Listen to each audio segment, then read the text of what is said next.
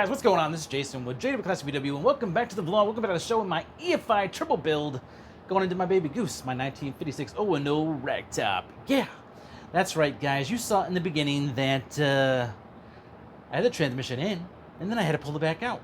Why? Well, I had to send the gearbox off to Dave Foltz in Ontario, California, to get him to fix it up right. I trust Dave because he's done all kinds of Berg 5-speeds, all kinds of transmission stuff. He's got a great reputation in the industry.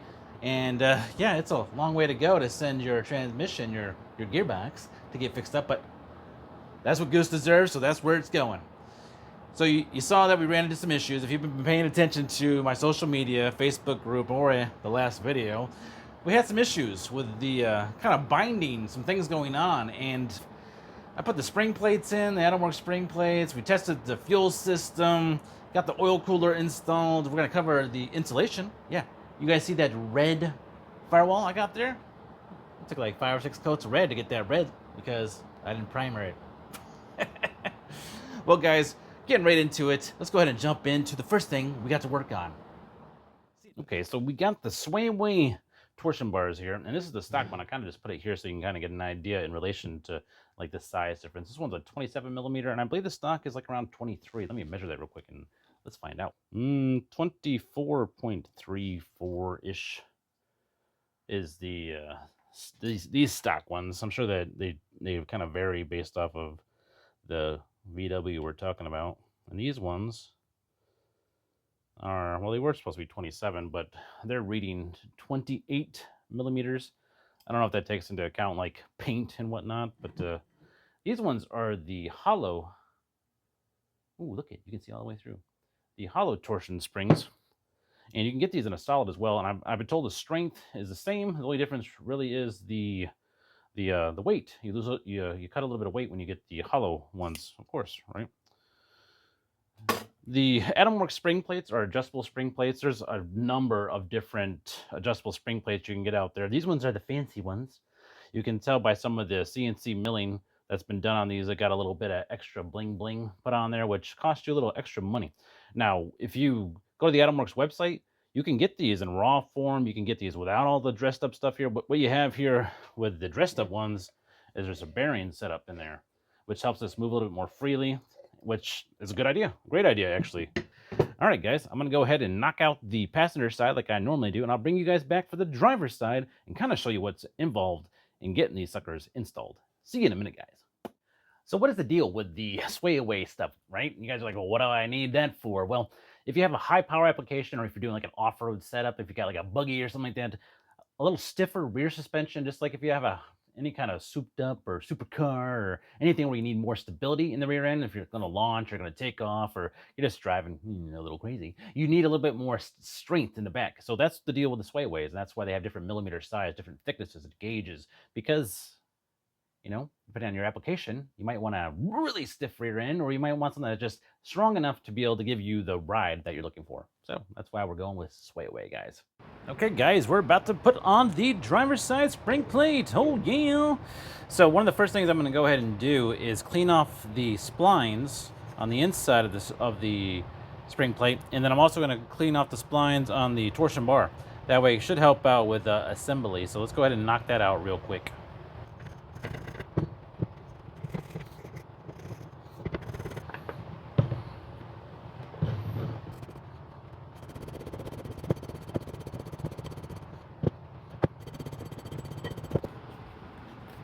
I want grease all over my hands. I must go through 1,000 of these gloves when I was doing this.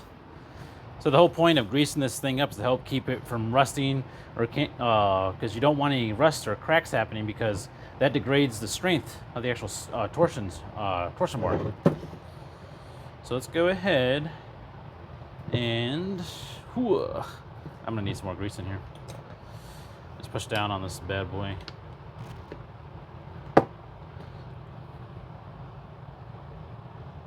There we go. That should be good. Let's go get these splines first. Yes. Splines. We want them nice and greased up. All right. And so what I ended up doing for the degree on the angle finder on the passenger side was it was close to 10 degrees. I think that's what I said. you want to make sure that your car, your vehicle, is as close to level as you can have it. And mine's about 2 degrees elevated in the rear, so you got to take that into account when you're doing your measurements installing the spring plates and the torsion bar. So we're gonna make a mess, no doubt. I'm just gonna grab this napkin here and try to keep as much grease off of my spring plate as I can. Get you in there, buddy. Ooh, nice and easy slide in. Come on. There we go. No problem. Cool. And then we take it all over there as one unit and install it into the car. Let's go ahead and take these gloves off. We're gonna put on a new set of gloves. Yeah, because I have boxes and boxes of gloves.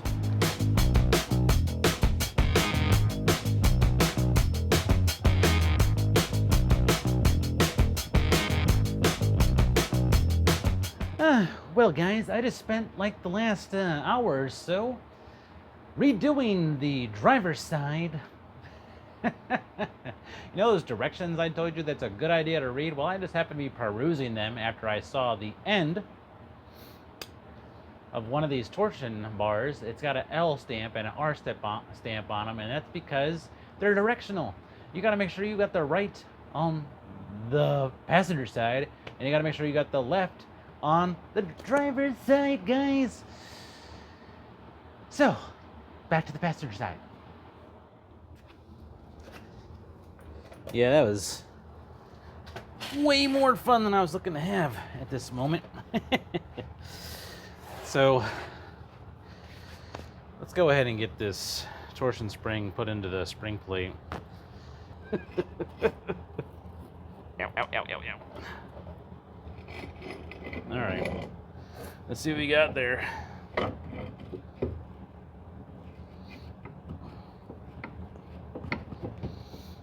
Feels like the same. I don't think I moved it.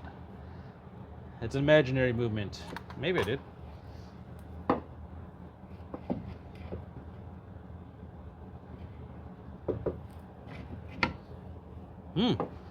That's pretty close. Hoo-ah, we got it, guys. You see that? I think I got like one tooth on the outside when I rotated it, and now we are right at around the 12 degrees I was looking for. Angle finder, tell me what we got. Ooh, it's about 12 degrees. That's about where I want it. That matches with the other side, so we're good.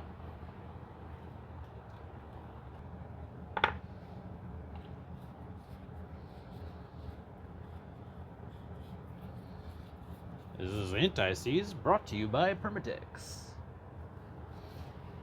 You start these first, back side.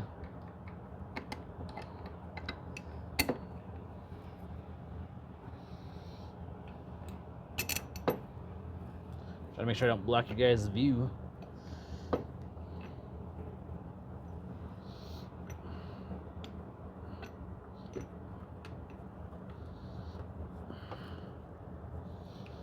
Let's get them started a little bit.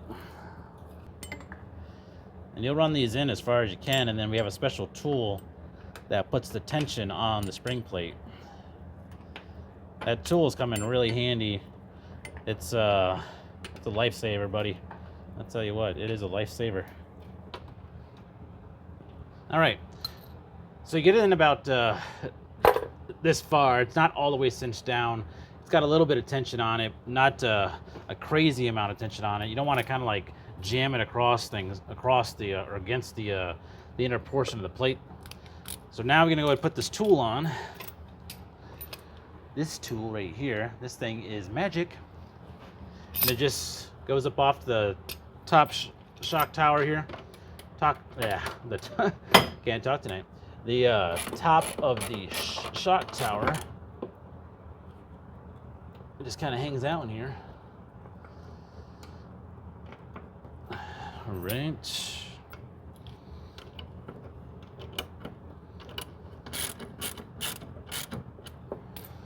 All right.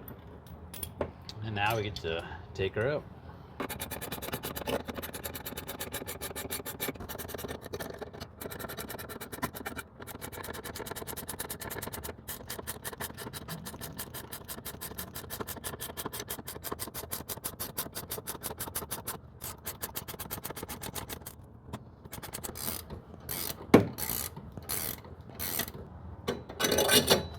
There you go. Spring plate is seated. We can go ahead and tighten up the plate the rest of the way, the retainer plate, and then release the pressure on the tool. Cool. Well, guys, it is the next day, and boy, it was a late night. Late night in the garage. I got like 1 or 2 more coats of paint, and we should be good to go on the firewall, the murder red firewall. Got the spring plates installed on both the driver's and the passenger side, so that's cool. Also got a chance to assemble my oil cooler bracket. I got some of this really thin foam on here to help with isolation and keeping things in place when I go ahead and mount it to the torsion tube.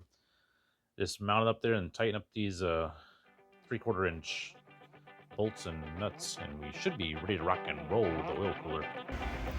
Oil cooler is in like Schwinn. Lines ran. That thing is solid as a rock, baby. Yeah, I know. I'm missing the little freaking bolt there.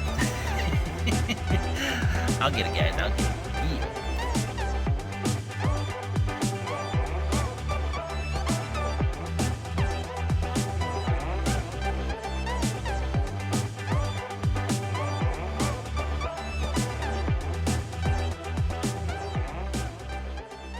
It's the time of the video again to remind you, don't forget to like, share, and subscribe if you're enjoying this content. And now we're going to talk about that insulation. Right back there. Turn around and let's take a look. Here it is. It is called the wall mat. It's 5 millimeters thick. It's pretty great stuff. Check out the description in the video below if you want to check it out. This is the kind of stuff that are used by other shops too to insulate. And I kind of thought, like, at first when I got it, like, ooh, this is kind of a cool texture. That'll look neat if it's painted. But when you roll this thing out, this pretty much disappears and goes away. Oh, there's a bug flying around here. Wants to play? Come on, sucker. Want to play? But once you roll it out, you kind of lose that square weave kind of look. Let me show you. Yeah, you see? It just kind of goes away. But it works really good. It is paintable. I just had to put a bunch of coats on. I'm sure if I would have primered it, it would not have been as many coats of paint. But it worked out really good. I also want to talk to you guys real quick about these bad boys right here. Yeah. I did a video where I kind of showed using these on the wide 5 wheels. These wide 5 wheels, guys. See, this is a 30-degree type of set right here when you got to get the Volkswagen lug nuts, the 30-degree angle that's on there. Well, if you don't want to do that, let's say you want to go to your local auto parts store, you want to order something that's a little bit easier to get a hold of, like these ones that are all splined, kind of fancy. I'll show ya. These ones. These kind have like a 60-degree on them. And I just went to Advanced or AutoZone or O'Reilly's, and you can pick these up in any of those. But to get them to work on your wide 5s, you got to have a little adapter. Yeah, isn't that cool? I didn't even know about this. I was kind of just searching around and ran across it. And, yeah. Link in the description below, guys, if you're interested in that. My poor axle tubes, all taped up, waiting to be reinstalled. I got to clean them all up. I got to order some more gaskets now. Yep. All part of the love. All part of the fun. Yeah, yeah. So, guys, we are doing some fuel system testing right now. And I got to tell you, yeah, this part made me a little bit nervous. Let me show you what we got going on. I put in some loop backs right here so you can see right where the fuel rails are going to be. I got the fuel pressure regulated down to about the 40 psi where I want to be. And that's cool. I'll show you the gas tank. I got no real leaks going on up here. Well, I got no leaks going on up here, which is awesome. And you can look inside there. Ooh, that's the return side, baby. Look at that fuel flowing. Oh, yeah. I got no leaks underneath here. No leaks. No leaks. Yeah, baby. No leaks underneath here. Sweet. I've had it running for about like 10-15 minutes too, so that's cool. So I was definitely concerned about this area. No leaks. What? No leaks. At least I can't see any. Our flex fuel sensor. No leaks. This area right here. We do have some seeps at the T's. I'm gonna probably have to take this fittings apart here, maybe clean up some of the connections to get it where I want it to be. But yeah, that's the only thing. Both of these T's both of the T's have a little bit of seeping going on, which is no bueno. We can't have that. But oh, look at that. Fuel regulator, no leaks. You can hear that Bosch 044 working, baby, working. Good stuff, guys. Good stuff. So, guys, I'm up underneath Goose. I'm about to fix the couple little seeping areas I had with the fuel T's. But I went ahead and filled in my hole, the hole in the torsion tube that I had to put there because of the Berg 5-speed and how it, you know, there's some clearancing that had to be done. I showed you guys that before. But let me go ahead and show you what I ended up doing. So right here you can see is my patch. And it's just a piece of metal. It's a thin piece of metal that I was able to put up next to it, and I just used a little ball peen hammer, and I was able to form and shape it in here. But if you could feel this, it's super smooth because I ended up epoxying it into position using some really strong epoxy, and I will put the information for that down in the description below. But it worked fantastic, and that ain't going nowhere. It almost looks like tinfoil, right? Because it got the crap beat out of it. But it's not. It's just a real thin gauge steel that I was able to pound and shape into position, and then I just epoxied it because I didn't really want to put any holes or weld it. But this is a JB Weld epoxy, and it ain't going nowhere, guys, unless I want it to go somewhere. So what we're going to do now is I'm going to go ahead and get some gloss black after I tape off some areas. I'm going to tape off some areas, and then we're going to hit it with some paint, and then we're going to see what it looks like. Yep. Be back in a second, and I'll show you what we got. All right, a little bit of gloss black, and we are good to go. What do you guys think? I think it will get the job done, which the job is keeping crap from getting inside the torsion tube area, and that should handle it. And now it's making me want to gloss black everything, but we're just gonna gloss black that. Well, guys, that's gonna do it for this video. Just a lot of updates, a lot of things that have been done. I was just jamming out, trying to get the Goose ready for the car show season, and I thought I would be good to go, but there's always something you run into, especially when you got a custom build going on, and this is about as custom as it gets. Hope you guys are having a great week. I'm losing my voice. Allergies are crazy this week. Great week, great weekend coming up. Talk to you guys soon. This is Jason from JWClassicVW, and I'm out.